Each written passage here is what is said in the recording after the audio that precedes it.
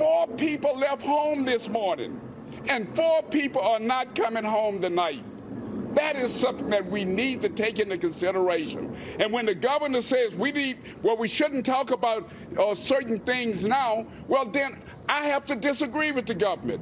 We have to talk about guns. AR-15 are killing our babies and our citizens in this country, and we've got to do something about it. That was former Washington, D.C. homicide detective Ted Williams showing us the best way to not get invited, well, in his case, back on Fox News. I will give them credit for doing the bare minimum though, which is not cutting Williams off and allowing for the free exchange of ideas. We'll see if that continues. With that said, there was yet another mass shooting in this country. I'm not even going to say exactly where or when this took place because I want most of this video to be evergreen so that it could apply to every mass shooting where an AR-15 was used.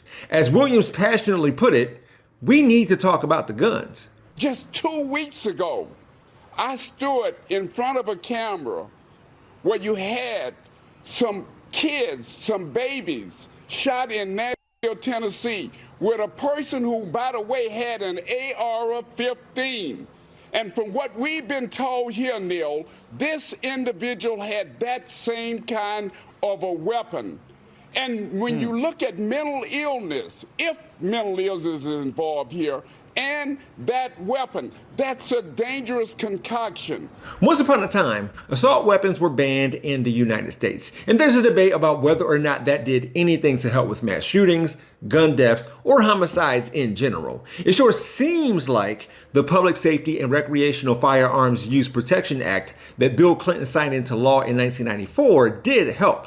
Let's look at it more in depth. Now, a summary of the report issued by the Department of Justice said, quote, although the ban has been successful in reducing crimes with assault weapons, any benefits from this reduction are likely to have been outweighed by steady or rising use of non-banned semi-automatics with large capacity magazines, which are used in crime much more frequently than assault weapons. Having said this, the ban's impact on gun violence is likely to be small at best, and perhaps too small for reliable measurement.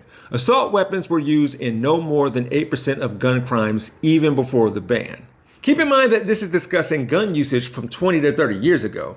Things have changed. There's a lot more guns in circulation now. Additionally, quote, that ban was limited. It covered only certain categories of semi-automatic weapons such as AR-15s and applied to a ban on sales only after the act was signed into law, allowing people to keep hold of weapons purchased before that date. And it also had in it a so-called sunset provision that allowed the ban to expire in 2004.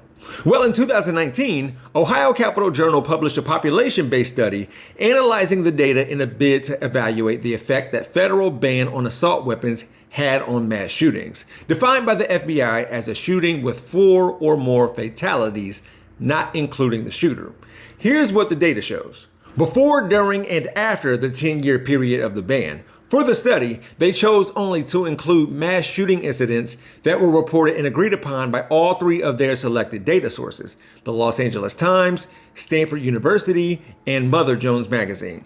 They calculated that the risk of a person in the U.S. dying in a mass shooting was 70% lower during the period in which the assault weapons ban was active. The proportion of overall gun homicides resulting from mass shootings was also down, with 9 fewer mass shooting related fatalities per 10,000 shooting deaths. The point is, between these reports and ones from the New York Times and the Department of American Medicine, it seems like an issue is collectively defining what a mass shooting is, along with what an assault weapon is. Either way, of course, even if assault-style weapons are banned, people will use any gun in this country, proving that we have a gun problem. The least we can do is see to it that the ones that can rapidly rip people apart don't get into the wrong hands. And whether a Fox News blames mental health, trans people, pronoun use, oh my gosh.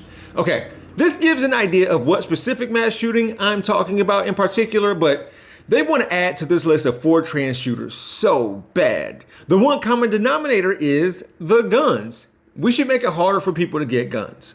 People can pretend like we defend all these places with armed guards, but what I mostly see is events and buildings where guns are banned. Bans work. They help. Republicans know this more than anyone. See, everywhere they go. There are bans there. So when we get opportunities to tell conservative politicians and pundits this truth, we should take full advantage, like Ted Williams here. Meet Xavier DeRusso. According to him, he used to be a BLM activist, and he'll have you believe that he earned his job as a PragerU personality. You can find the link to a video about him in the description. For more of my content, click on the Jeff Wiggins hashtag, and look for me on my YouTube channel called We Gonna Be Alright. Thanks for watching, and as always, my architect knows Japanese.